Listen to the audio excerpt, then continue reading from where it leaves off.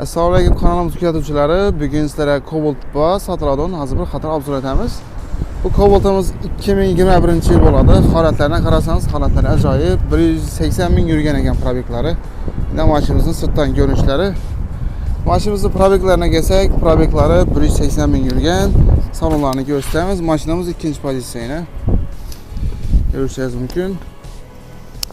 Salonlari, jihonlari bor. Tak, mashinamiz metanda ekan, metallari qo'yilgan.